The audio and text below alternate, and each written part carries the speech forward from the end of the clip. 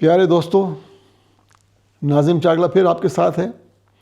और अगर आपने मेरा पहला वीडियो नहीं देखा है तो मैं रिक्वेस्ट करूँगा कि आप डिस्क्रिप्शन के लिंक में जाएं और उसको प्रेस करें और मेरा पहला वीडियो देखें। उस पहले वीडियो में हम लोग ने डिस्कस किया था कि हम कैसे काम और कूल रह सकते हैं, कैसे हम अपनी नींद को, डाइजेशन को और अपने आप को हम फ़ायदा पहुंचा सकते हैं।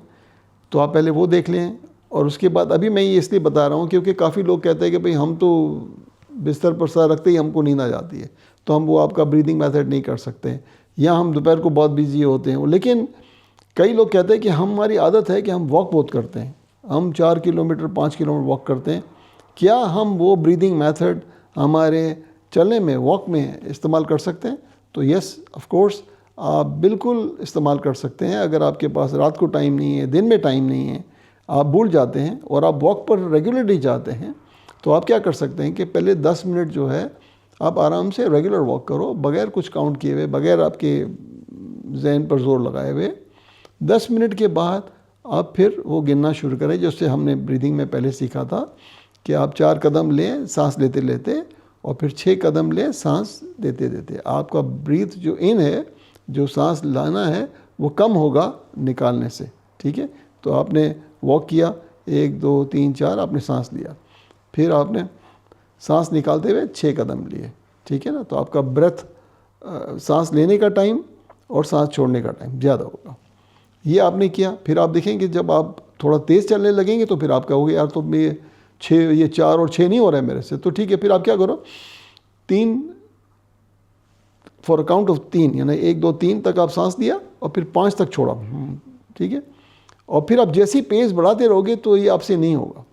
तो फिर आप जो है वो सिर्फ माइंड में ये रखो कि मुझे सांस जितना लेना है उससे ज़्यादा निकालना है।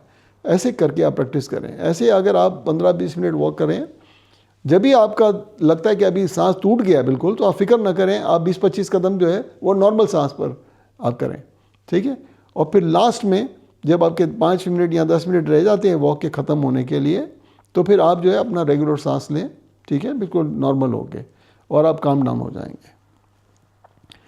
आप ये रियलाइज़ करेंगे, हालांकि अभी जो है आपको मैं जब बोलता हूँ तो आप बोलते होगे ये पता नहीं कैसे होता होगा, लेकिन आप यकीन मानें, आप ये ट्राई करें, हफ्ता 2 हफ्ता ट्राई करें, उसके बाद आप ये रियलाइज़ करोगे कि मैं 4 किलोमीटर वॉक करता था, पहले तो मैं थक जाता था या मुझे थोड़ा सा ऐसा लगता था कि मैंने वॉक किया है, मगर अभी जो है मुझे लगता नहीं है।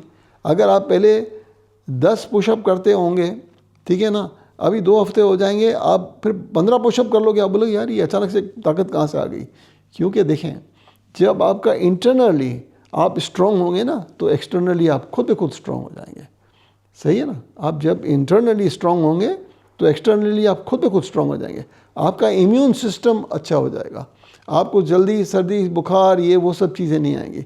ये बात हम डिटेल में हम अगले वीडियोज़ में करेंगे।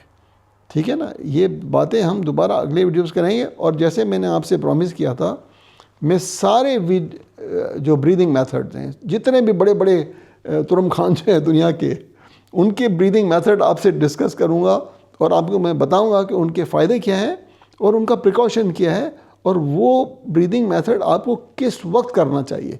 क्योंकि हर ब्रीदिंग मेथड हर सेम टाइम पर नहीं होता है। अगर आप सपोज़ विन हॉफ का मेथड करते हो तो वो आपकी एनर्जी बढ़ा देगा। वो जब एनर्जी बढ़ा देगा, अगर आप ये मेथड अगर आप शाम को करोगे तो रात को आप 3 बजे तक बंदर की तरह नाच रहे होंगे, आपको नींद ही नहीं आएगी, क्योंकि आपने अपनी एनर्जी को बढ़ा दिया है।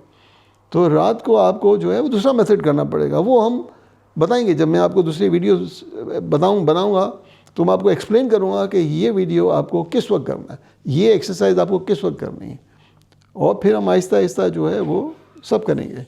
मेरा जो अगला वीडियो होगा वो होगा एंजाइटी पर, क्योंकि आजकल देखो जिसको देखो कहता हूँ मुझे एंजाइटी हो गई है। तो हम दूसरा वीडियो जो है वो एंजाइटी पर मैं बनाऊँगा और मैं आपके साथ में अगले 2-3 दिन में पेश करूँगा। ठीक है, आपने मुझे सुना और आप मुझे जो है वो काफ़ी लोगों ने मुझे कॉम्प्लीमेंट किया है कि उनको वीडियो अच्छा लगा। मैं उनका बहुत बहुत शुक्रगुजार हूँ। और अगर मेरी वजह से आपको कुछ फ़ायदा होता है तो मेरे लिए तो ये सबसे बड़ी चीज़ होगी, और समझो कि मैं कामयाब हो गया। थैंक यू वेरी मच, और इंशाअल्लाह ताला आपसे मैं बहुत जल्दी दोबारा आपके साथ शामिल होऊंगा। खुदा हाफिज़।